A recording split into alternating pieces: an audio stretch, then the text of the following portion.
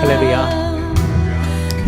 예배 시작 전에 좀 전에도 이렇게 셀폰 소리가 좀 들렸는데요. 혹시라도 깜빡이 잊고 핸드폰, 스마트폰 소리가 나게 내버려 두신 분들은 소리가 안 나게 이렇게 조금 바꿔주시면 감사하겠습니다. 우리 옆 사람하고 한번 인사해 볼까요? 한 주간 잘 지내셨습니까? 예, 원래 오늘 야외 예배 가기로 우리 했었는데요. 우리 잘 아시는 것처럼 지난 금요일, 토요일 우리 이봉일 집사님 장례 예배도 있었고 해서 야외 예배 가기보다 그냥 우리가 좀 괜찮습니다. 그래서 오늘 그냥 교회에서 우리 같이 평상시대로 예배하기로 했습니다. 우리 하나님을 함께 찬양하고 또 함께 서로 축복하며 나가는 시간 갖도록 하죠. 우리 형제의 모습 속에 보이는 함께 찬양해 볼까요? 형제의 모습 속에 보이는 하나님 영상 아름다워라. 존귀한 주의 자녀 됐으니 사랑하며 섬기리. 자매의 모습 속에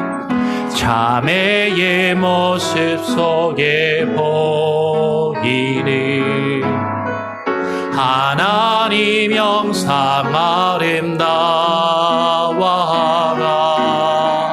존귀한 주의 자녀 됐으니 사랑하며 섬기리.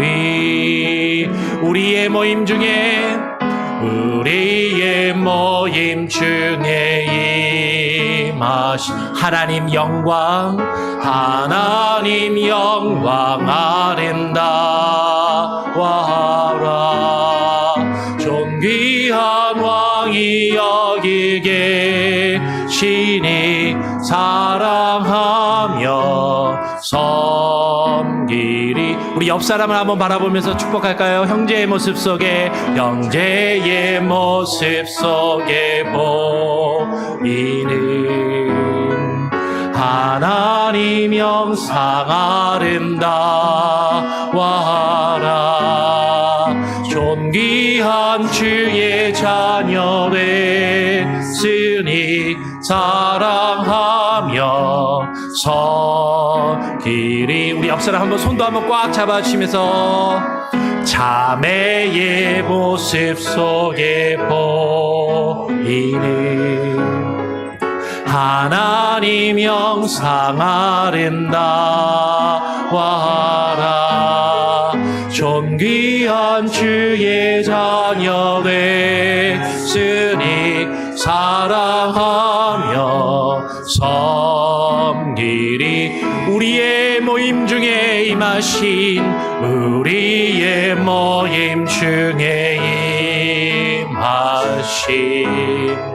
하나님 영상 아름다워라.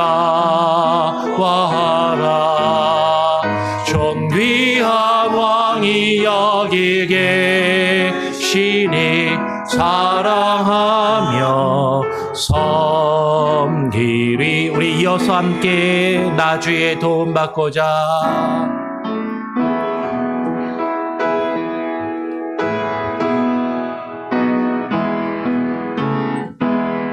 나 주의 도움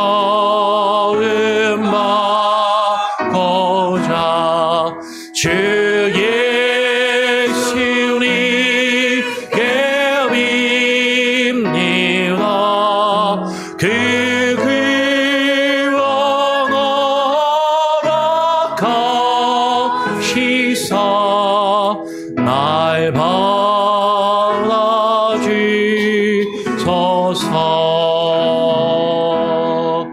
내 모습이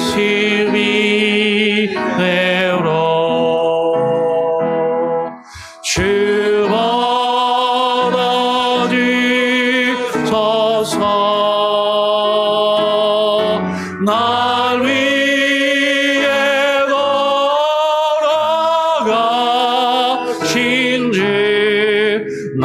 날 받아주소서. 큰 죄에 빠져 큰 죄에 빠져야 주를 날 위해 피 흘렸으니 주 영성대로 위주사 날 받아주소서.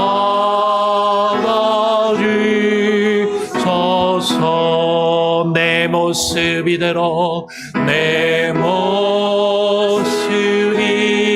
이대로 주 받아주소서.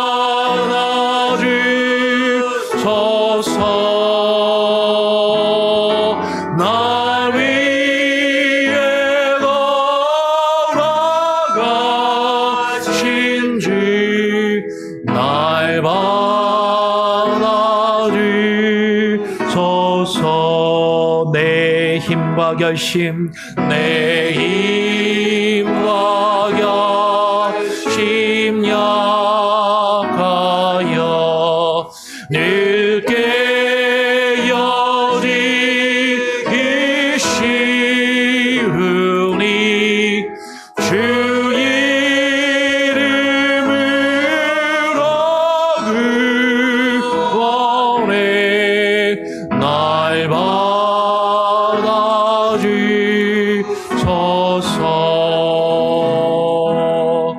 내 모습 이대로 주 받아주소서.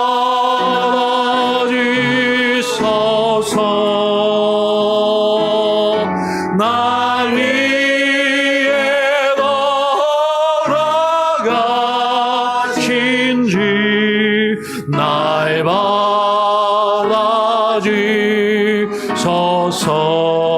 내 주님 서신 내 주님 서신 말 앞에 나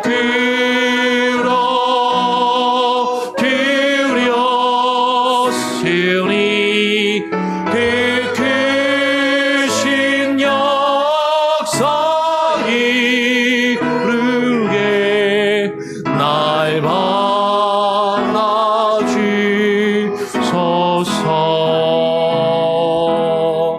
내 모습 이대로 주 받아주소서.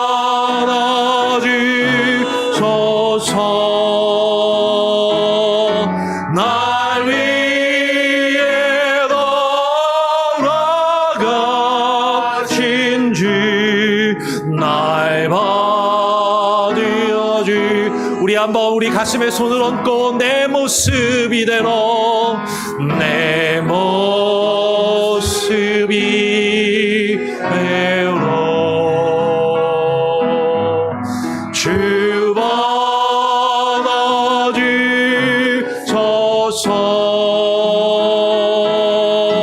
날 위해 돌아가신 주 날 받아주소서.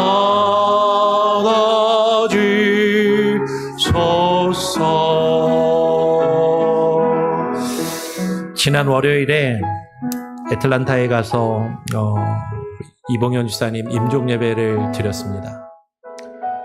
임종 예배를 드리면서 이 찬양을 같이 불렀거든요. 이봉현 집사님이 산소호흡기를 목에 끼고 계셔서 소리는 나오지 않는데 계속해서 입을 벌리면서 소리는 안 나와도 내 모습 이대로 날 받아주옵소서, 이렇게 같이 찬양을 간절하게 하셨어요. 오늘 이 시간에 우리 같이 함께 기도하길 원합니다.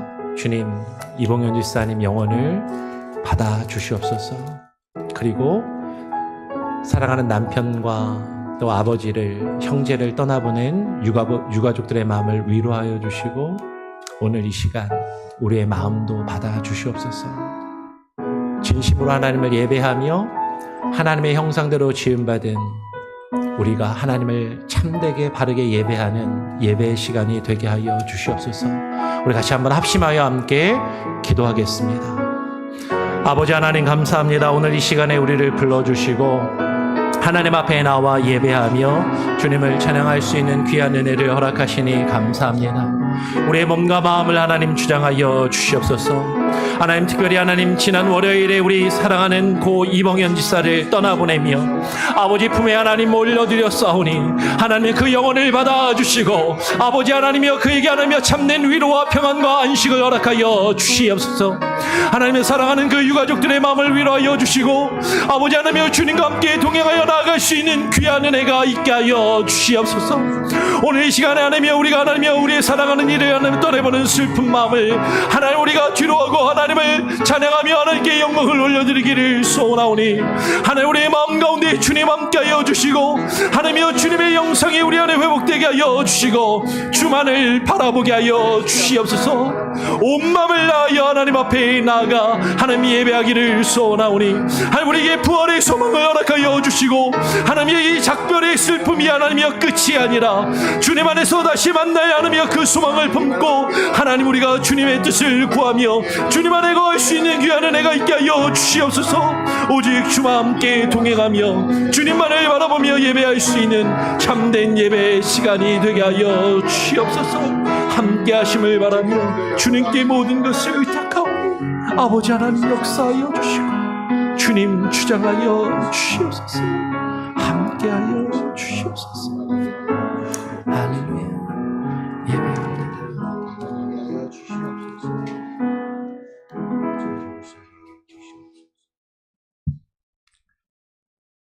사랑과 은혜가 풍성하신 하나님 아버지, 은혜로운 주일을 허락하여 주심을 감사드립니다. 한 주 동안 각자 삶 속에서 있었던 많은 일들과 고민들을 모두 주님 앞에 내려놓고 주님 앞에서 기쁨과 감사 넘치는 예배 될 수 있도록 하여 주시옵소서. 창세전부터 아무 자격도 없는 우리를 택하여 주신 사랑에도 불구하고 우리는 여전히 거룩하지 못하고 흠이 많은 삶을 살아왔음을 기억합니다. 이 모든 것들을 회개하오니 불쌍히 여겨주시고 정결케 하여 주시옵소서. 이번 주에 큰 슬픈 일을 당하신 이봉현 집사님 가족들을 비롯하여 마음속에 어렵고 힘든 일을 지고 있는 성도들이 많이 있습니다.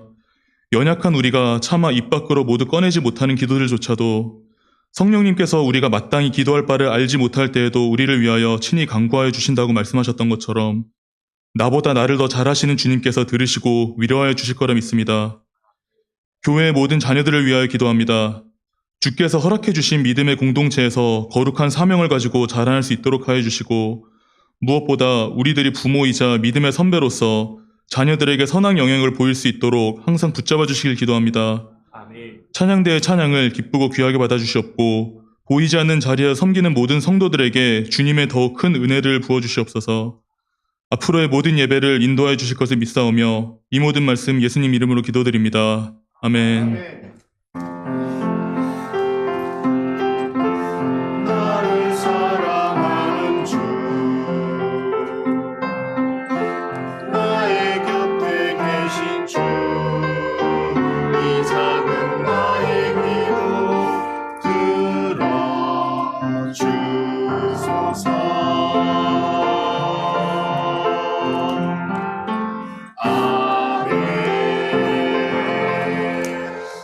다 같이 자리에서 일어나셔서 사도신경으로 우리의 신앙을 함께 고백하며 또 사람들 앞에 선포하며 나아가도록 하겠습니다.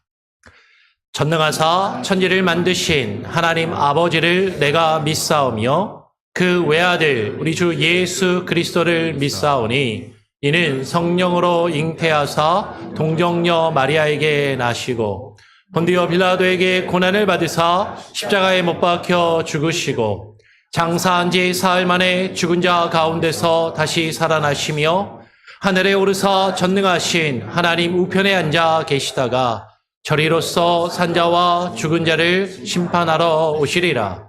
성령을 믿사오며 거룩한 공예와 성도가 서로 교통하는 것과 죄를 사하여 주시는 것과 몸이 다시 사는 것과 영원히 사는 것을 믿사옵나이다. 아멘. 오늘 우리에게 주시는 하나님의 말씀은 창세기 1장 26절의 말씀입니다. 창세기 1장 26절의 말씀부터 27절까지 세 절의 말씀인데요. 같이 한 목소리로 처음부터 끝까지 같이 한번 읽어보면 좋겠습니다. 함께 읽어볼까요? 시작. 하나님이 이르시되 우리의 형상을 따라 우리의 모양대로 우리가 사람을 만들고 그들로 바다의 물고기와 하늘의 새와 가축과 온 땅과 땅에 기는 모든 것을 다스리게 하자 하시고 하나님이 자기 형상 곧 하나님의 형상대로 사람을 창조하시되 남자와 여자를 창조하시고 하나님이 그들에게 복을 주시며 하나님이 그들에게 이르시되 생육하고 번성하여 땅에 충만하라 땅을 정복하라 바다의 물고기와 하늘의 새와 땅에 움직이는 모든 생물을 다스리라 하시니라. 아멘. 자리에 앉으시길 바랍니다. 우리 찬양대 찬양으로 하나님께 영광 올려드리도록 하겠습니다.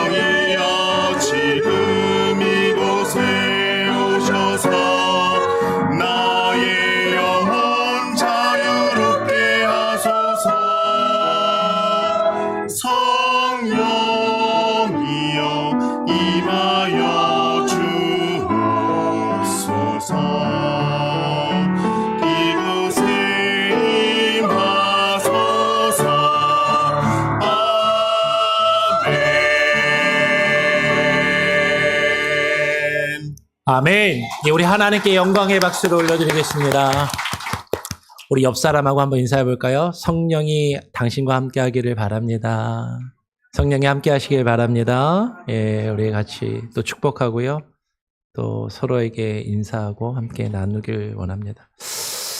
여러분, 우리가 지난 4월 달에는 하나님에 대한 내용을 같이 설교 말씀으로 함께 나누었습니다. 그래서 4월에 이어서 오늘은 5월 달에는 인간에 대해서 함께 살펴보고 나누길 원합니다. 그러니까 지난달에는 신론에 대한 내용으로 하나님에 대한 내용을 간략하게 3번의 설교로 함께 나누었고 5월 달에는 인간에 대하여, 인간론에 대하여 4번의 설교로 함께, 다음 주엔 제가 없고요, 한번 이렇게 나누도록 하겠습니다.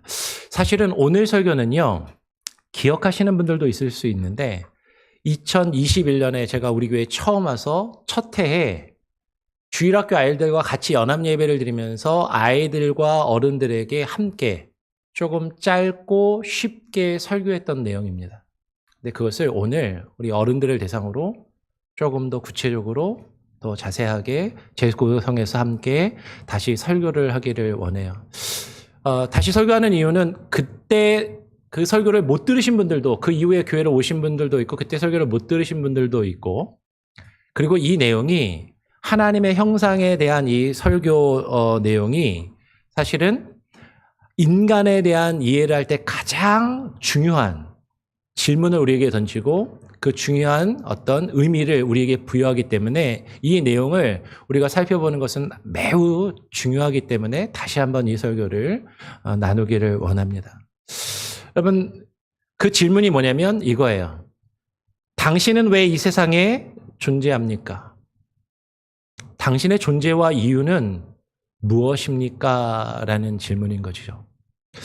사실 이 질문으로 우리가 1월 달에 창조의 목적에 대해서 이미 나눈 적이 있습니다.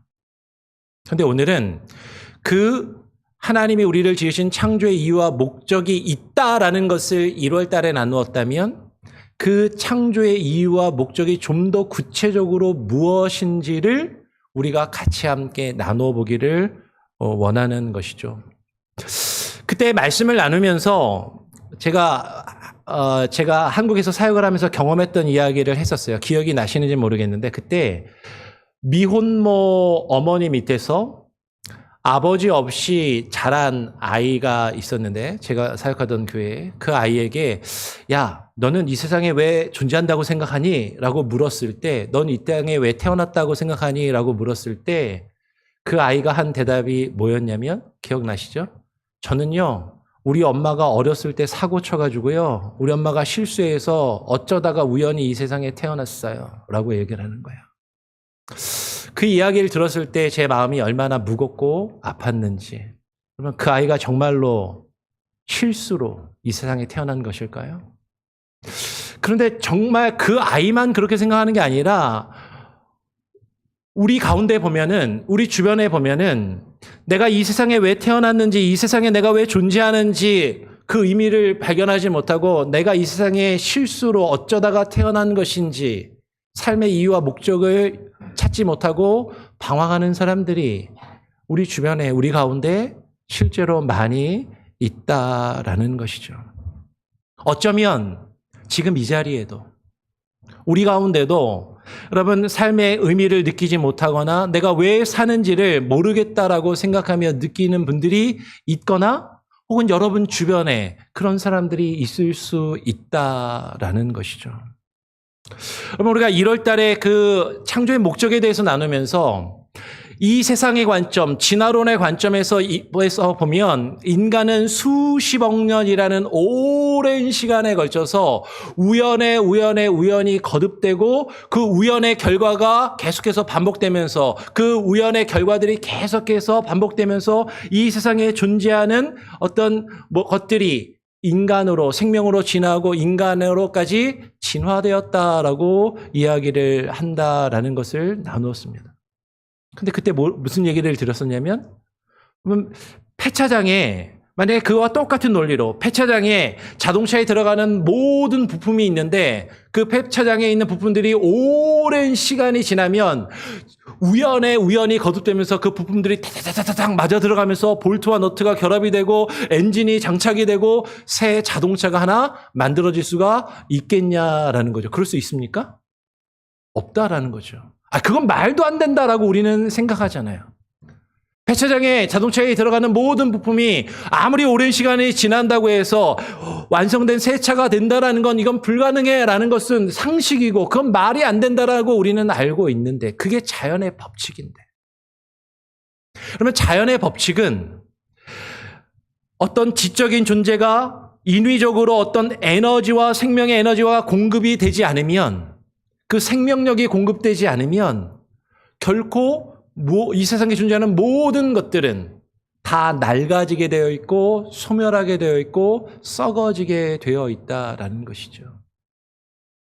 어떤 인위적인 힘이 가해져야, 인위적인 능력이 가해져야, 그 에너지가 공급되어야 뭔가 새로운 것이 시작되고 새로운 생명이 생겨날 수 있다라는 것이, 그게 자연의 법칙이라는 것입니다. 그런데 인간이 그냥 우연의 연속으로 어쩌다가 생각됐다라는 것을 어떻게 우리가 이해하고 받아들일 수 있겠느냐라는 것이죠. 이 세상에 존재하는 것들, 이 세상에 만들어진 그 모든 것은요, 그 만든 사람이 그것을 만들기 위한 계획과 구상과 목적이 있다라는 거예요. 그러면서 셀폰을 예로 들었었습니다.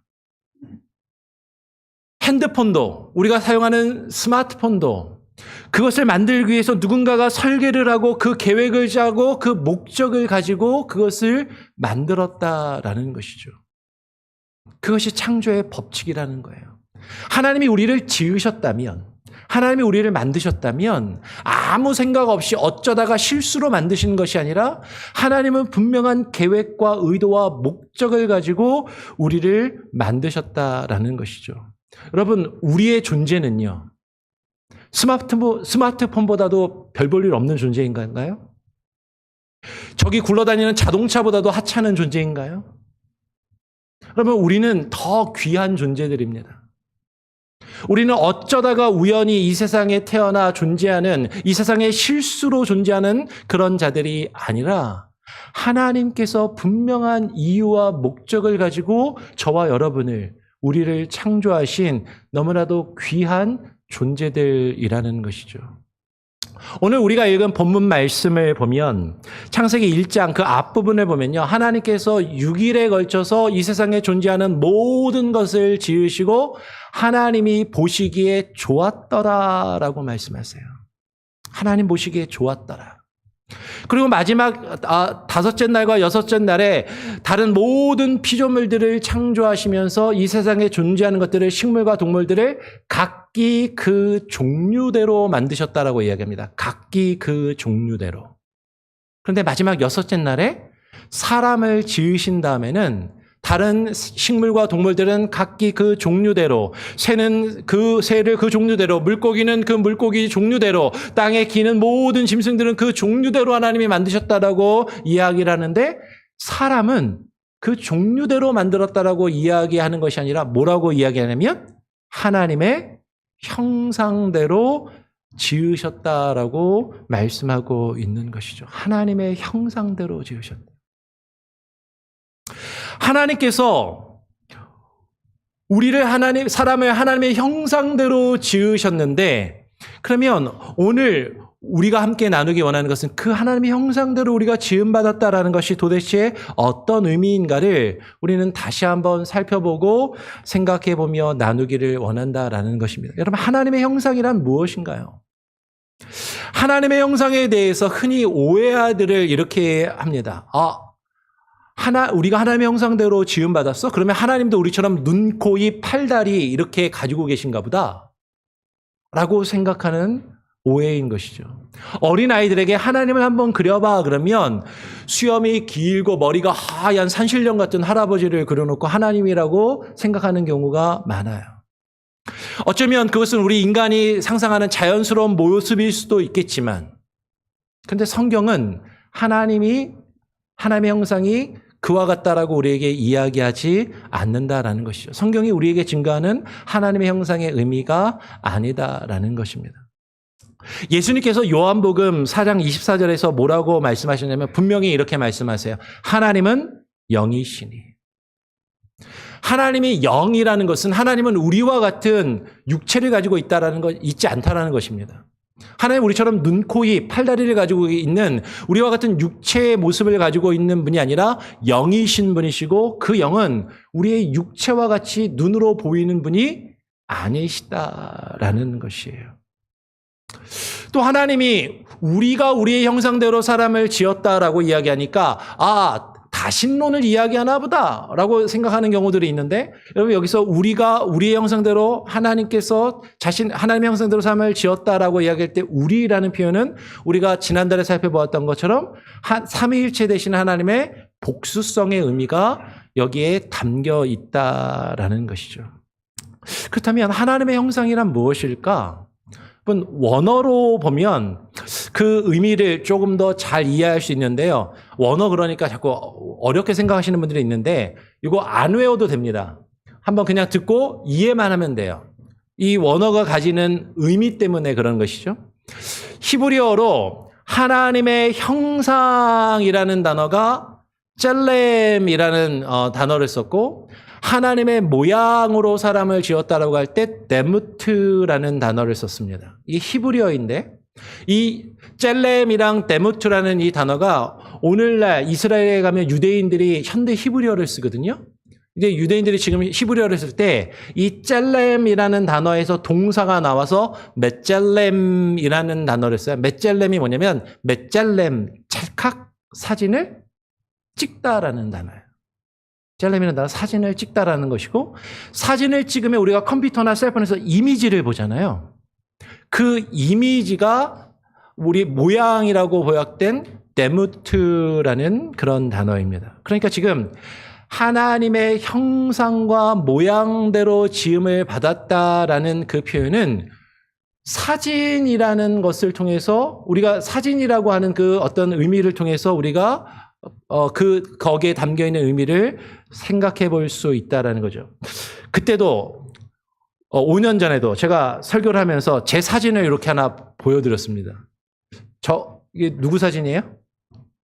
그때도 제가 물어봤거든요. 누구처럼 보이세요? 저 아닌 것 같아요? 이제 좀 요새 살이 쪄가지고 제가 여기 저희 교회 와서 살도 찌고 막 그래서 근데 저거든요. 예, 저처럼 보이나요? 네. 근데 여러분 이미지는 여러분 이 사진이 종이에 있잖아요. 이 종이가 저예요? 이 종이는 제가 아닙니다. 근데 이 종이에 저의 이미지가 새겨져 있는 거죠. 그러니까 우리가 하나님의 형상으로 지음받았다라는 것은 우리를 통해서 하나님의 모습을 볼 수 있다라는 것이에요. 그러면서 그때도 제가 하나 더 설명을 드렸던 게 뭐냐면 사진을 하나 더 보여드렸어요. 무슨 사진을 보여드렸냐면 침팬지 사진을 이렇게 보여드리면서 제가 오늘 아침에 일찍 와가지고 우리 교회 똑같은 프린트에서 똑같은 종이에다가 똑같은 잉크로 인쇄한 겁니다. 똑같은 종이고 똑같은 잉크예요. 자, 이거는 누구 이미지예요? 누구의 모습이 보이나요?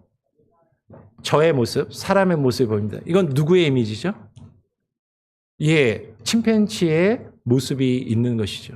어떤 사람들은 이렇게 이야기해요. 사람이랑 침팬지랑 유전자가 과학자들마다 약간 다르게 이야기하더라고요. 어떤 사람은 98.5% DNA가 일치한다라고 이야기하고 어떤 이들은 99% 이상 DNA가 침팬지하고 사람이 일치한다라고 이야기합니다. 어떤 과학자들은 그거보다 좀 차이가 많이 난다라고 이야기하는 사람들도 있어요. 뭐 정확하게 모르겠어요. 제가 과학자는 아니니까. 근데 많은 과학자들이 침팬지하고 사람이 99% 이상 똑같은 DNA와 몸을 이루고 있는 구성 성분을 가지고 있다는 거죠. 생물학적으로 보면 사람이나 침팬지나 별반 차이가 없이 거의 똑같다라는 거죠. 사람과 짐승이 똑같은가. 그런데 사람 안에는 똑같은 종이에 똑같은 잉크로 지금 그림이 그려졌지만 하나는 사람의 이미지가 보이고 하나는 짐승의 이미지가 보이는 것처럼 거꾸로예요. 예. 하나는 사람의 이미지가 보이고 하나는 짐승의 이미지가 보이는 것처럼 여러분 똑같은 생물학적으로 보면 똑같다 할지라도 우리에게는 하나님의 형상이 새겨져 있고 그리고 짐승들에게는 그렇지 않다라는 것이죠. 여러분, 종이가 하나님은 아닙니다. 그렇죠?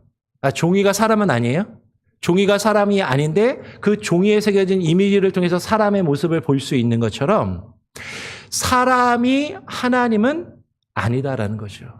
하나님이 우리와 같은 몸을 가지고 계신 분은 아니에요. 그런데 우리를 통해서 우리를 볼 때 우리를 통해서 하나님의 모습이 보인다라는 것이 하나님의 형상이 가지는 진정한 의미라는 것이죠.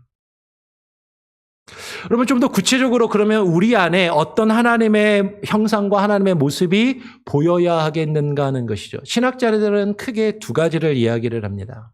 첫 번째는 하나님의 내적인 속성이에요. 우리가 지난달에 삼위일체 하나님에 대해서 그 전에 이야기하면서 하나님의 유일하신 하나님, 하나님의 독특성에 대해서 이야기하면서 사람은 가지고 있지 않은 하나님만 가지고 계시는, 비교할 수 없는 그 하나님이 가지고 계시는 하나님의 비공유적 속성, 사람은 없는 하나님만 가지고 계시는 비공유적 속성을 이야기했다면, 지금 이야기하는 것은 하나님도 가지고 계시는데 하나님의 형상대로 지음받은 사람도 함께 가지고 있는 공유적 속성이라는 것이 있다라는 것이죠. 성경은 이야기해요. 하나님은 사랑이시라. 하나님은 사랑이십니다.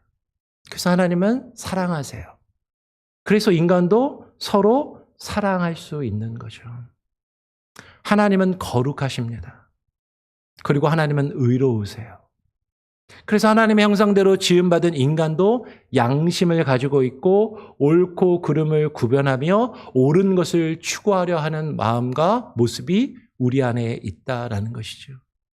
하나님은 생각하시고 하나님은 판단하시는 분이십니다. 그래서 우리 인간에게 이성이 있고 우리 인간도 우리의 지성을 가지고 많은 것을 판단하고 생각을 해요. 그리고 더 중요한 것은 하나님은 창조하시는 분이세요. 이 세상에, 온 우주와 이 세상에 존재하는 모든 것을 지으신 분이십니다. 그래서 하나님의 형상대로 지음받은 인간도요, 뭔가 창조적인 활동을 해요. 예술 작품을 만듭니다. 창작을 하고 뭔가 새로운 것을 발명을 하고 새로운 것을 무언가를 생각하고 만들어내는 것이죠. 특히 동물들과 사람이 다른 점이 무엇인가? 어떤 사람들은요, 사람은 말을 하는데 동물은 말을 하지 못한다. 우리가 못 알아들어서 그렇지 동물들도 언어가 있다는 거죠. 사람은 사회생활, 집단생활을 하는데 동물은 그렇지 않다. 근데 곤충학자들이나 동물학자들이 동물도 우리가 생각하는 것보다는 못하지만 집단적인 활동을 한다라고 이야기해요. 어떤 이들은 사람은 직립보행을 하는데 동물은 그렇지 못하다고. 직립보행, 침팬지도 좀 해요. 사람과 짐승이, 동물이 근본적으로 다른 것은요, 동물은요, 창조적인 활동, 예술적인 활동을 하지 못합니다. 인간만 음악을 만들고 그림을 그리고 예술적인 뭔가를, 새로운 것을 고안하고 새로운 것을 계속해서 만들어내요. 동물들은 그냥 생존을 위해서 자신들에게 필요한 것들을 한다라는 것이죠. 더 큰 차이가 있습니다. 두 번째로 더 큰 차이는 관계적인 측면이에요. 우리가 지난달에 삼위일체 하나님에 대해서 함께 나누면서 삼위일체 하나님께서 그 삼위 하나님이 그 일체된 하나님 안에서 서로를 사랑하는 관계 속에 계신다라는 것을 같이 함께 나누었습니다. 그렇죠? 그런 것처럼 하나님의 형상대로 지음받은 인간도 유일하게 다른 동물은 할 수 없는 하나님과의 깊은 교제 속으로 들어갈 수 있다는 것이죠. 하나님과 대화하고 하나님을 찬양하고 하나님을 예배합니다. 그것이 종교성이에요. 사람 이외의 다른 짐승은 종교를 만들고 종교적인 활동을 하지 않습니다. 근데 인간은 신을 추구하고 신과 대화하려 하고 신을 숭배하며 예배하려고 하는 모습을 가지고 있는 것이죠. 하나님과의 교제 속으로 우리가 들어갈 수 있는 존재이고, 그리고 하나님의 형상대로 지음받은 우리는 하나님과의 그 관계를 확장해서 우리가 사랑의 공동체를 이루고 사랑의 관계를 추구하며 그 관계 속에서 살아가는 존재들이라는 것이죠. 이것이 우리가 하나님의 형상을 가지고 있다라는, 눈, 코, 입을 가지고 있는 것이 아니라 하나님의 형상이 가지는 참된 의미라는 거죠. 그런데 우리는 조금 더 솔직하게 물어봐야 됩니다. 한번 옆 사람을 한번 쭉 한번 보시길 바라요. 옆 사람 한번 봐주세요. 옆 사람에게서 하나님이 보이시나요? 속으로만 얘기하세요. 하나님은커녕 우리 부부끼리 앉아 있으면 하나님은 무슨 왼수가 옆에 있구만 이제 이런 생각이 들 수도 있겠죠. 근데 여러분 왜 옆 사람을 보면 하나님의 형상대로 지음받았는데 하나님의 모습이 보이지 않을까요? 왜 그럴까요? 그것은 인간이 타락했기 때문입니다. 인간의 죄 때문에 하나님의 형상이 우리 안에 있는 하나님의 형상이 일그러지고 망가졌다라는 것이죠. 그러면 우리가 하나님의 형상인데 죄로 인하여 하나님의 형상이 어떻게 됐어요? 일그러지고 망가졌어요. 하나님의 형상이 완전히 지워져서 없어진 건 아닌데 하나님의 형상이 이렇게 일그러졌단 말이에요. 그래서 보면 뭐 사람 비스그리무리하게 보이긴 한데 이제 저처럼 보이시나요? 아니란 말이죠. 여러분 우리 안에 있는 하나님의 그 사랑의 능력이 우리의 죄 때문에 우리의 이기심으로 변질되었어요. 공의와 정의를 추구하는 그 마음은 불의와 타협하고 나의 이득을 추구하는 마음으로 바뀌었다라는 것이죠.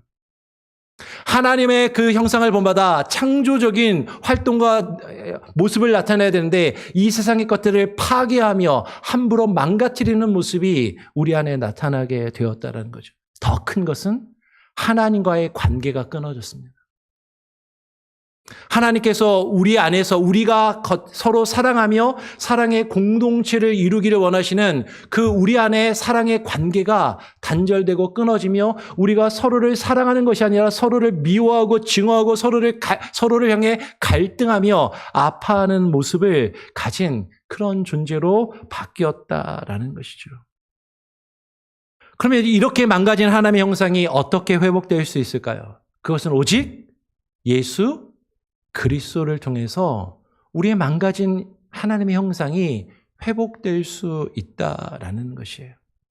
골로새서 1장 15절은 예수님에 대해서 우리에게 이렇게 이야기합니다. 그는 보이지 아니하시는 하나님의 형상이시요 모든 피조물보다 먼저 나신 이시네.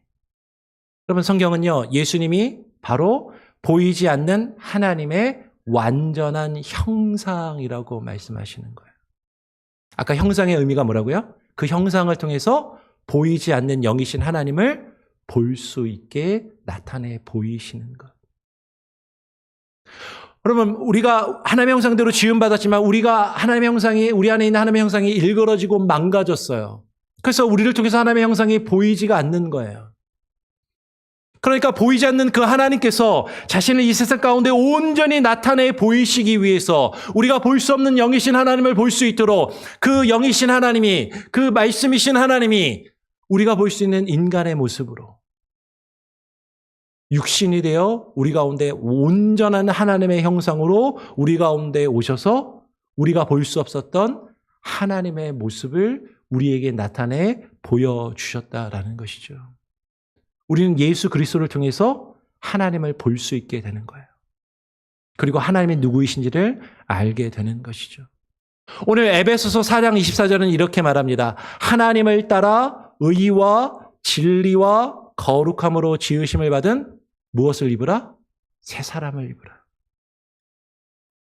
예수 그리스도를 통하여 우리가 하나님의 형상으로 새롭게 하나님의 형상으로 거듭나고 새로워지며 그 하나님의 형상을 회복할 수 있다라는 것이죠. 참된 하나님의 형상이신 예수 그리스도를 통해서 그 예수 그리스도의 보혈의 능력과 성령의 능력으로 구겨진 망가진 우리 하나님의 형상이 조금씩 펴지는 거예요. 조금씩 펴집니다. 하나님께서 우리를 다듬어 가시는 거죠.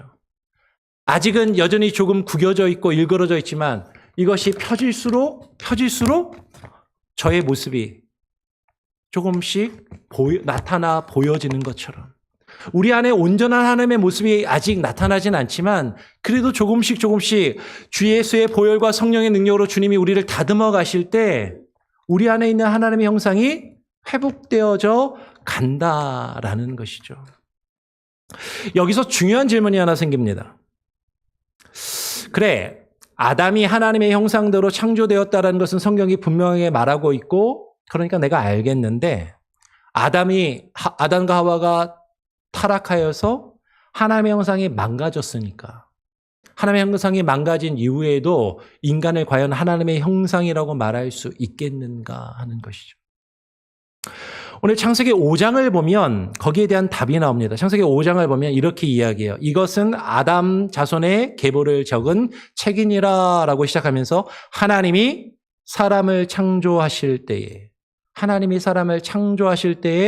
하나님의 모양대로 지으시되라고 아담의 계보를 이야기하면서 이것을 다시 한번 강조하시고, 그리고 이어서 아담은 130세에 자기 모양, 자기의 형상과 같은 아들을 낳아 이름을 셋이라 하였고, 아담이 타락하였는데 아담의 모양과 아담의 형상대로 그 아들을 낳았대요.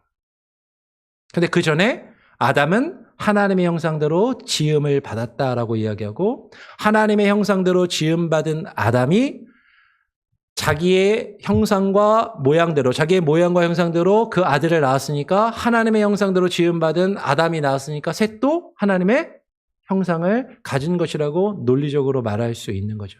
근데 이제 그러면 이렇게 물어보시는 분들이 있을 거예요. 망가졌잖아요. 망가진 형상인데 그래 사실 우리가 망가진 형상을 가지고 있는 거죠. 망가졌는데 그런데도 하나님의 형상이라고 과연 말할 수 있는 겁니까? 라는 거죠. 근데 성경을 조금 더 읽어 내려가면 창세기 9장에 가면 타락 이후에도 여전히 하나님께서 사람을 향해서 하나님의 형상이라고 말씀하시는 내용이 분명하게 기록되어 있다는 거죠. 창세기 9장 6절은요. 노아의 홍수 이후에 하나님께서 노아와 언약을 맺으시면서 노아에게 명령하시는 내용이에요. 그러면서 노아에게 뭐라고 말씀하시냐면 창세기 9장 6절을 보면 이렇게 말씀하십니다. 다른 사람의 피를 흘리면 그 사람의 피도 흘릴 것이니, 무슨 얘기냐면 다른 사람을 죽이면, 살인하면 그 사람을 죽인 사람도 똑같이 피를 흘려야 될 것인데, 왜냐하면 그 이는 하나님이 자기 형상대로 사람을 지으셨음이니라 라고 말씀하고 있는 거죠. 그러면 이 말씀은 아주 중요한 선언입니다. 하나님께서 지금 살인을 하지 말라라고 노아와 그 후손들에게 명령하고 있는데 그 이유가 무엇이에요? 인간이 하나님의 형상으로 지음을 받았기 때문이다라고 이야기를 하는 거죠. 노아의 홍수 이후에도, 즉 인간이 타락하고 아담과 하와가 타락한 이후에 수백 년의 시간이 지난 이후에도 하나님은 여전히 모든 인간을 향하여 인간은 하나님의 형상이라고 말씀하고 계시고 규정하고 계신다라는 거예요. 우리 안에 하나님의 형상이 망가졌어요. 우리 안에 하나님의 형상이 일그러졌습니다. 그럼에도 여전히 망가졌지만 하나님의 형상이 완전히 지워져서 없어진 것은 아니다라는 것이죠. 오늘 창세기 9장 6절에서 말하듯이 타락 이후에도 여전히 인간은 하나님의 형상이라고 하나님은 우리에게 말씀하고 계신다라는 거예요. 여러분, 이것이 의미하는 바가 너무나도 크다라는 것을 우리는 생각해야 되는 거죠. 여러분, 우리가 아까 옆 사람을 바라보면서 하나님의 모습이 보이지 않는다라고 생각했어요. 근데 그 사람도 여전히 하나님의 형상대로 지음받은 사람이라는 것이죠. 오늘 길을 가다가 스쳐 지나가는 사람도, 우리가 생각할 때 뭐 저런 사람이 다 있어 라고 생각되는 그런 사람도, 흉악한 죄를 저질러서 악을 행한 그 사람이라 할지라도, 나를 아프게 하고 힘들게 하는 사람이라 할지라도, 가난해도 부자여도, 나이가 많건 어리건, 피부색이 나와 다르건 상관없이 모두가 다 하나님의 형상대로 지음받은 존귀한 자들이라고 성경은 우리에게 분명하게 말씀하고 있다라는 것입니다. 여러분, 여기서 우리는 좀 더 이 하나님의 형상대로 우리가 원래 지음받았다라는 그 의미가 무엇인지를 조금 더 깊이 생각해 볼 필요가 있어요. 여기서 흥미로운 것은 창세기가 기록될 당시에 고대 근동의 문화적인 배경을 알면 하나님의 형상이 가지는 의미가 어떤 것인지 우리는 조금 더 깊이 이해할 수 있다는 것이죠. 고대 근동의 어떤 고고학적 발굴 같은 것들을 하면 특히 이집트를 한번 생각해 보세요. 이집트에 보면 이집트 파라오의 거대한 형상이 아부신벨, 룩소르 뭐 이런 데 가면 신전의 신들의 형상과 함께 파라오의 형상이 거대한 돌 형상이 만들어져 있습니다. 새겨져 있습니다. 고대 근동에 가면 그 왕들이 자신의 형상을, 자신의 동상을 자신이 다스리는 나라 곳곳에 세워놨어요. 그 이유가 뭐냐면 이 동상이 세워져 있는 것은, 나의 형상이 세워져 있는 것은 내가 통치하는 것이다. 나의 백성들이 나의 이 형상을 보고 내가 누구인지를 알고 나를 기억하고 나의 통치와 나의 다스림을 받도록 하는 것. 그 의미가 지금 여기에 담겨 있다라는 것이죠. 그러면 하나님께서 사람을 하나님의 형상으로 지으셨습니다. 그리고 이 세상에 하나님의 사람들이 생육하고 번성하여 땅에 충만하게 되기를 바라셨다라는 것이죠.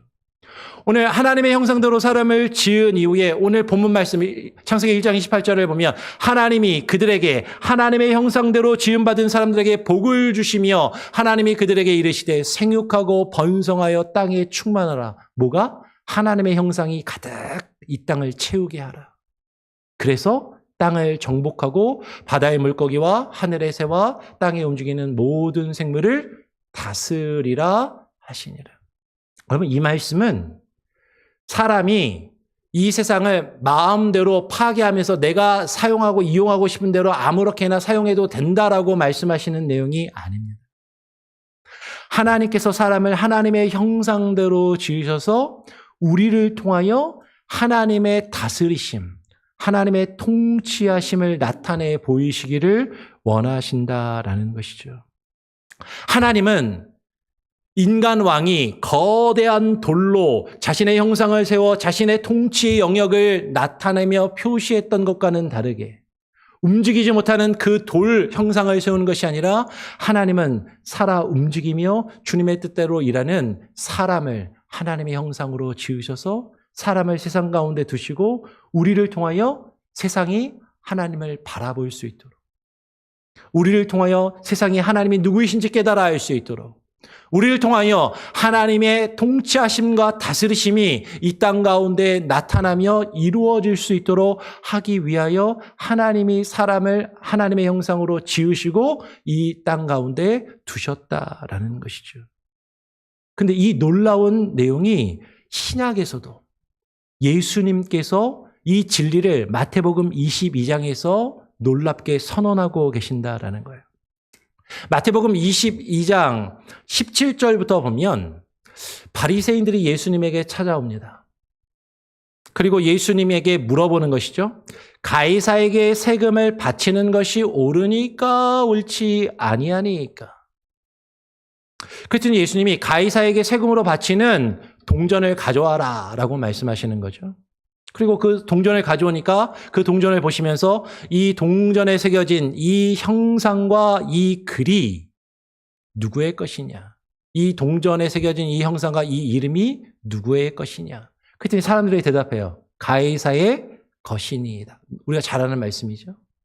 근데 예수님께서 뭐라고 이어서 하시냐면 그런즉 가이사의 것은 가이사에게, 하나님의 것은 하나님에게 바치라라고 말씀하시는 거죠. 많은 사람들이 이 구절을요, 뭐라고 단편적으로 이해하냐면, 예수님이 세금 내라고 하셨어. 세금 잘 내야 돼. 우리 국가를, 정부를 잘 존중하고 받들어서 세금을, 납세 의무를 잘 해야 돼. 그것만 생각하고 이야기하시는 분들이 있단 말이에요. 근데 여러분, 예수님의 질문을 잘 들어보십시오. 이 형상이 누구의 것이냐? 왕에게 바쳐져야 할 그 세금으로 바칠 동전에 새겨져 있는 형상이 가이사의 형상이 새겨져 있으니 가이사의 이름과 그 형상이 새겨져 있는 그 돈은 가이사에게 바치고, 그 다음에 예수님의 대답이 더 중요한 거죠. 하나님의 것은 하나님께 바치라. 가이사의 것, 가이사의 형상은 그 돈에 새겨져 있는데 하나님의 것, 하나님의 형상은 어디에 새겨져 있다고요? 우리에게 새겨져 있단 말이에요. 우리 안에 하나님의 형상이 있다는 것이죠.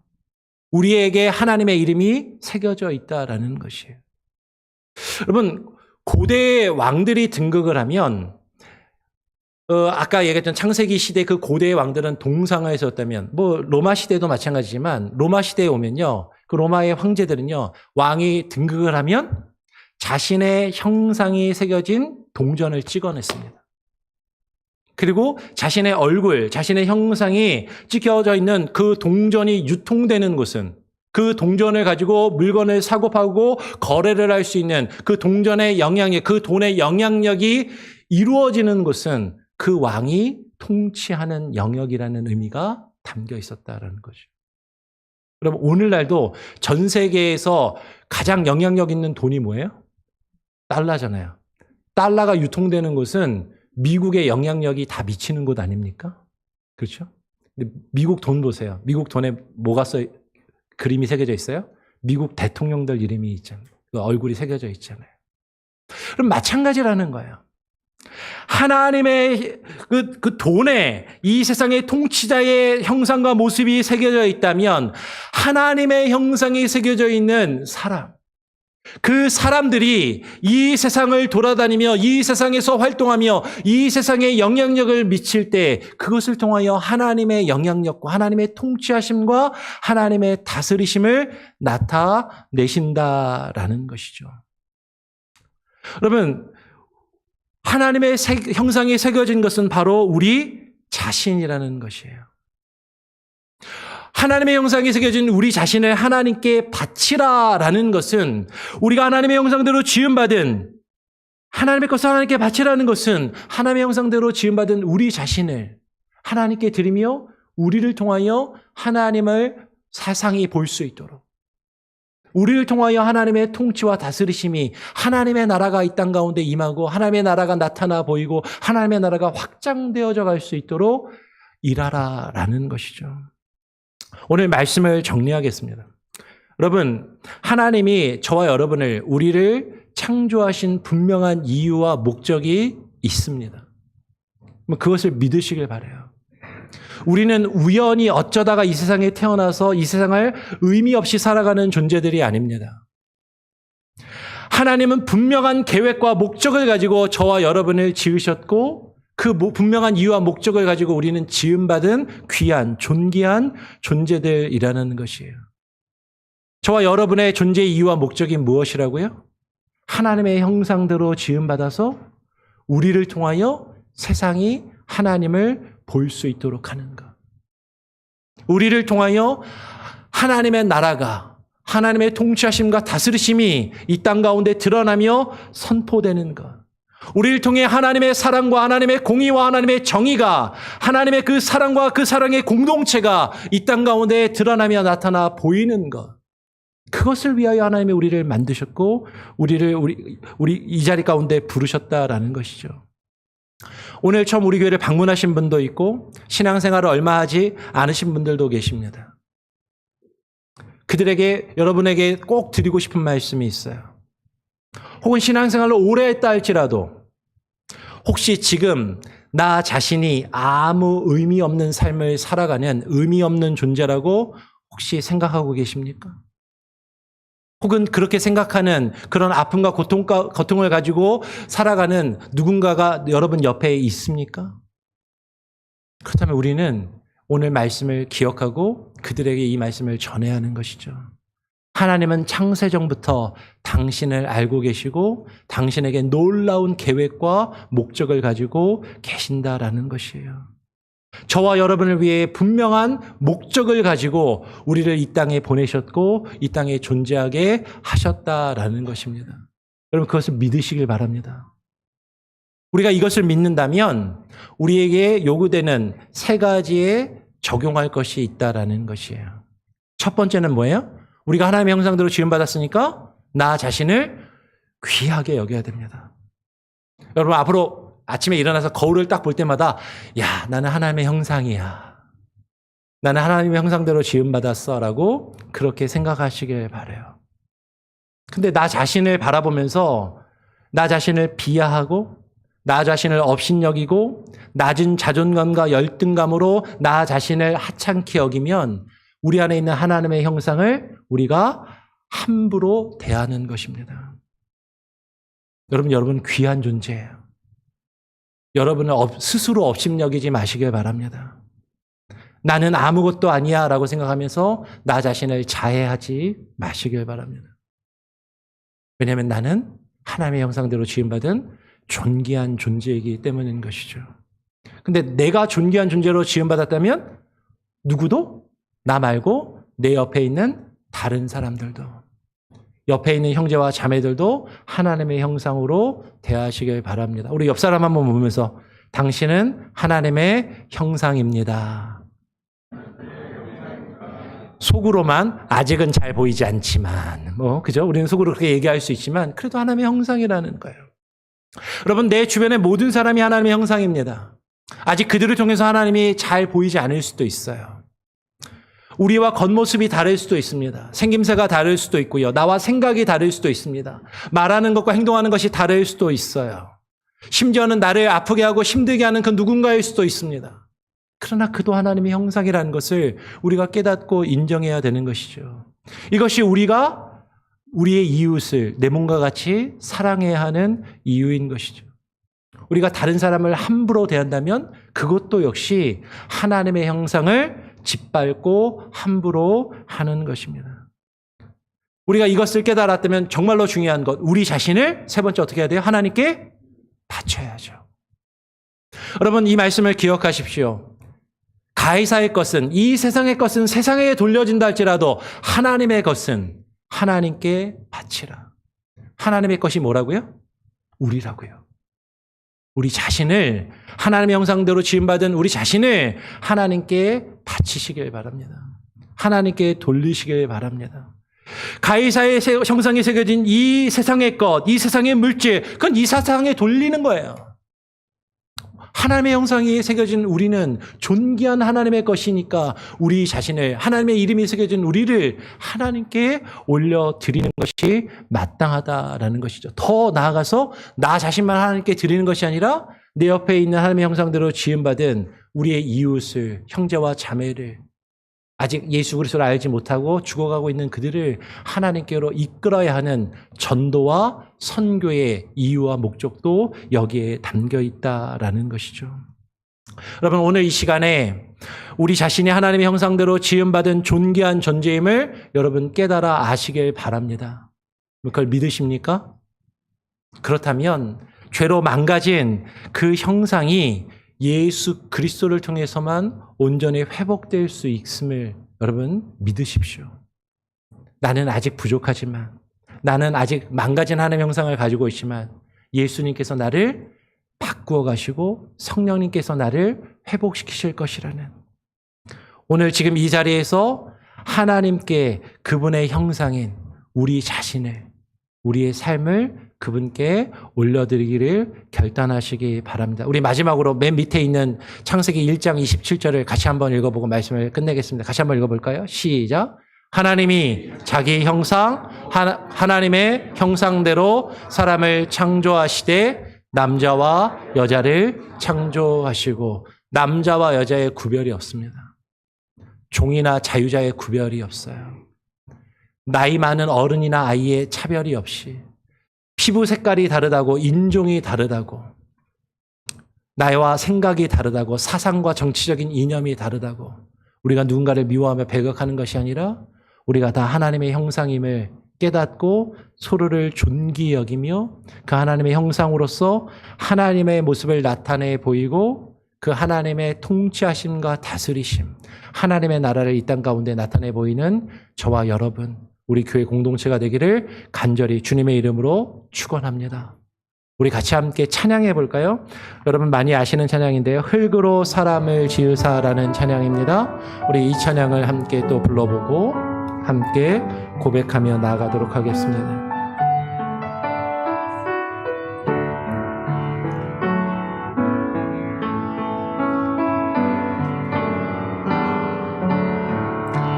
흙으로 사람을 지으사 그 코에 생기를 불어 넣으신 주 하나님, 우리 위해 아들을 세상에 보내신 사랑에 주 하나님을 사랑해. 나는 하나님 형상 따라 지음받은 몸이니 이 몸을 주께 바치리. 항상 내 생활 중에 주를 부인하지 않으며 내 주를 섬기렵니다. 너는 하나님 형상, 너는 하나님 형상 따라 지음받은 몸이니 이 몸을 주께 바치리. 항상 내 생활 중에 주를 부인하지 않으며 내 주를 섬기렵니다. 우리 한 번 더 고백해 볼까요? 우린 하나님 형상 따라 지음받은 몸이니 이 몸을 주께 바치리. 항상 내 생활 중에 주를 부인하지 않으며 내 주를 섬기렵니다. 기도하겠습니다. 하나님 아버지, 그렇습니다. 하나님께서 우리를 하나님의 형상대로 지으셨다라는 그 의미를 우리로 하여금 깨달아 알게 하여 주시옵소서. 하나님의 형상인 우리를 통하여 세상이 하나님을 바라볼 수 있게 하기를 원하시며, 하나님의 형상대로 지음받은 우리가 이 땅에 가득 채워짐으로 하나님의 통치하심과 다스리심이, 하나님의 나라가 이 땅에 임하며 하나님의 나라가 확장되어져 가기를 원하심을 하나님 우리가 깨달아 알게 하시고, 그 하나님의 형상으로 지음받은 우리의 존재의 이유와 목적을 잃어버리지 않고 그것을 예수 그리스도와 성령의 은혜와 능력으로 회복하며 주님의 뜻 안에서 주님의 뜻을 이루어가며 우리 자신을 하나님께 온전히 올려드리며 살아가는 주님의 것, 하나님의 것이 되게 하여 주시옵소서. 오늘 그 마음으로 주님 앞에 나와 예배하며 주님께 귀한 예물을 구별하여 드립니다. 이 예물을 하나님 기뻐 받아주시고 하나님께서 바라시는 곳에 하나님의 뜻대로 아름답고 귀하게 사용되며 열매 맺게 하여 주시옵소서. 우리 성도들 특별히 하나님 앞에 간구하는 모든 것들 주님께서 아시오니 채우시고 하나님 공급하여 주시고 역사하여 주시옵소서. 특별히 사랑하는 남편과 또 아버지와 형제를 떠나보낸 우리 고 이봉현 집사님의 유가족들을 위로하시며 저들의 삶에 고인이 떠난 빈자리를 하나님께서 채워주시고 필요함을 공급하여 주시기를 또 간절히 바라고 소원합니다. 오늘 우리의 모임과 우리의 예배 가운데 주님 함께 하시고 역사하시기를 소원하며 우리 구주 예수 그리스도의 이름으로 기도합니다. 아멘. 교회 소식을 전해드립니다. 주보하고 앞에 스크린을 참고하시고요. 설교 묵상 질문 꼭 읽어보시고 스스로에게 또 다른 사람과 함께 마음과 생각을 꼭 나눠보시기를 부탁을 드립니다. 지난 주일에 임시 공동회의가 있었습니다. 안수 집사를 선출하기 위한 임시 공동회의가 있었는데요. 참석하신 분들은 다 아시겠지만 임시 공동회의 결과 나현한 집사와 유현희 집사 두 분이 우리 교회 안수 집사로 선출이 되셨습니다. 그런데 여러분 꼭 기억해 주시기를 당부를 드리는 것은요. 안수 집사는요. 교회 오래 다녀서 그냥 되는 것도 아니고 그리고 교회에서 다른 성도들보다 더 높은 자리에 올라가는 것이 절대로 아닙니다. 일하라고 남들보다 더 많이 헌신하고 더 많은 봉사를 하라고 시간과 물질을 들여서 더 많이 일하라고 일꾼을 세우는 것입니다. 그렇게 이해를 해주시고요. 그리고 그 모든 과정이 여러분의 생각과 조금 다를 수도 있지만 1월 달에 우리가 공천위원회를 공동회의를 통해서 여러분이 뽑으셨어요. 그 공동회의를 통해서 공천위원들을 선출해서 그들에게 우리 교회를 위해서 일할 일꾼들을 뽑을 권한을 여러분이 위임하신 겁니다. 그 권한을 위임받은 공천위원들이 그들이 또 2달 동안 기도하고 또 우리 교회를 위해 일할 일꾼을 뽑은 것이라고 여러분 이해를 해주시고 지난 공동회의 때는 그 공천위원들이 추천한 사람을 우리가 부여한 그들의 권한을 인정하면서 그대로 우리가 인정하고 그것을 받아들인 시간을 우리가 가진 것이다라고 그렇게 이해를 해 주십시오. 아마 세부적인 내용에서 여러 가지 또 결과들이 여러분의 기대나 생각과 조금씩 다를 수도 있습니다. 근데 그것 때문에 낙담하지 마시고 실망하지 마시고 교회 일꾼을 세워가는 그 일에 같이 해주시기를 간절히 좀 부탁드리고 또 여러분들에게 양해를 또 구하고 또 일꾼으로 세우신 분들은 그래도 좀 축하해 주시고 축복해 주시기를 부탁을 드립니다. 고 이봉현 집사님께서 아까 계속 말씀드린 것처럼 지난 월요일에 67세로 소천하셔서 하나님 품에 안기셨습니다. 그리고 금요일, 토요일 이틀간 지난 금요일, 어제, 그제 장례식을 잘 가졌습니다. 그래서 원래 오늘 우리 야외 예배 가기로 했었는데요. 야외 예배를 못 가고 오늘 이렇게 정상적으로 예배를 했는데요. 야외 예배는 일단 가을로 연기를 하였습니다. 아직 정확한 날짜는 정해지지 않았는데 그때 가서 다시 한번 정해지면 추후에 광고를 드릴 수 있도록 그렇게 하겠습니다. 그렇게 이해를 해주시고요. 그리고 생일 축하도 오늘 첫째 주라 원래 생일 축하하는데 생일 축하도 다음 주로 한 주 미루도록 하겠습니다. 그래서 야외 예배 때 생일 축하하는 게 좀 어수선하다가 원래 다음 주에 하려고 생각을 하고 있었거든요.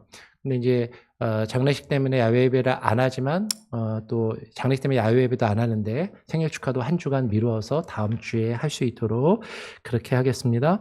다음 주에는 제가 교회를 비우게 됩니다. 그래서 다음 주에 주일 설교는 작년에 몇 번 오셨던 박지용 목사님께서 오셔서 1부, 2부 예배 동일하게 설교를 말씀을 전해주시게 될 겁니다.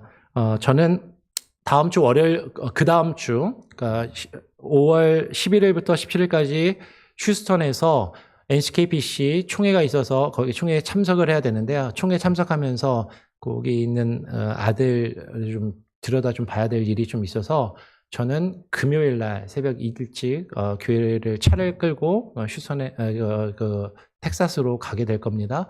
그래서 제가 이번 주 금요일부터 교회를 비우게 되는데요.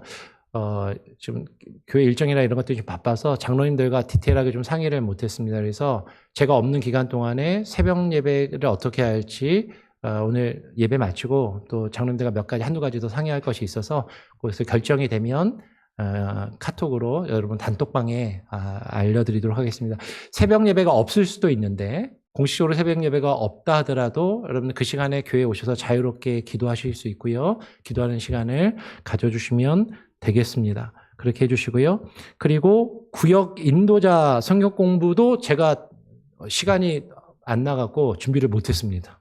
그래서 구역 인도자 성경 공부도 준비를 제가 못했고 성경 공부를 할 수 있는 시간도 지금 이제 좀 없어서 제가 가기 전에 구역 공부 교재는 만들어 놓고 갈 겁니다. 교회들 이렇게 놔두고는 갈 건데 구역 인도자 성경 공부는 하기가 좀 어려울 것 같아요. 그래서 구역 인도자께서 그것을 보시고 여러분들이 그동안 하던 대로 이렇게 인도하셔도 되고요. 구역 인도자 성경 공부를 안 했으니까 이번 달은 성경 공부를 하기가 좀 부담스러우시고 어려우시면 성경 공부 안 하시고 구역별로 그냥 자유롭게 모임을 가지셔도 되겠습니다. 그렇게 양해를 좀 해주시기를 부탁을 드립니다. 그리고 가족 수련회 및 청소년 수양에 신청하신 분들은 참가 회비에 주최 측에서 요구하는 참가 회비의 절반만 헌금 봉투에 써서 그 수량의 참가비라고 써서 헌금함에 넣어주셔도 되고 재정부에 직접 주셔도 되겠습니다. 반은 교회에서 지원을 해드립니다. 그렇게 하면 될 것 같아요. 예, 광고 내용 중에 혹시 제가 빠뜨리거나 혹시 함께 나눠야 되는 내용이 혹시 또 있을까요? 있습니까? 네? 재직회가 5월 셋째 주인가요? 예, 그것도 예, 다음 주에 광고를 다시 하도록 하겠습니다. 그리고 셋째 주에 재직회도 있고 셋째 주에 지금 우리 당회 때 다시 한번 결정은 다시 한번 확인해야 되는데 아이들 졸업할 때 졸업생들을 위한 선물 또 장학금 혹은 선물을 또 주는 부분도 그 셋째 주에 있을 가능성이 큽니다. 그렇게 이해를 해주시면 될 것 같아요. 나머지 광고는 다음 주에 제가 없는 동안에 예배 인도나 그런 것들은 이따가 장로님들 모여서 같이 좀 상의할 수 있도록 하겠습니다. 장로님들 기억해 주시고요. 다른 내용이 없으면 다 같이 자리에서 일어나셔서 그리고 오늘 교회 우리 방문해 준 자매가 한 명 있는데요. 죄송합니다. 예, 엘리자베스라는 우리 청년인데요. 예, 우리 버밍햄에 있는 베인찬 목사님하고 한국에 있는 양영준 목사님 소개로 우리 교회 방문을 해줬는데요. 한번 환영합니다. 우리 한번 축복해 줄까요? 예. 아주 어린 젊은 친구인데 여러분 많이 환영해 주시고 따뜻하게 맞이해 주시기를 부탁을 드립니다. 우리 다 같이 자리 일어나셔서 마지막 찬양 함께 찬양하고 제가 축도함으로 오늘 예배를 마치도록 하겠습니다. 세상은 들리고 사람들은 변하여도 세상은 들리고 사람들은 변하여도 나는 주를 섬기리. 주님의 사랑은 영원히 변하지 않네. 나는 주를 신뢰해. 오직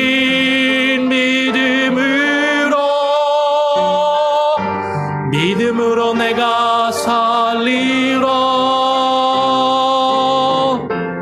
오직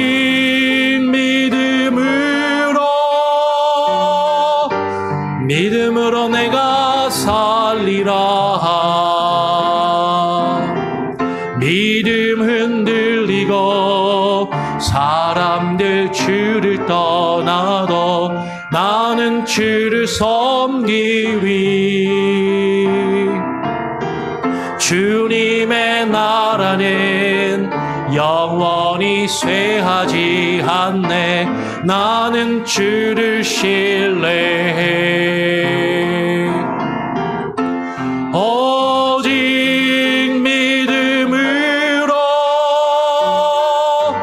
믿음으로 내가 살리라.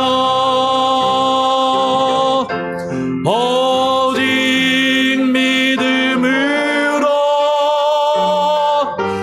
믿음으로 내가 살리라. 오직 의인은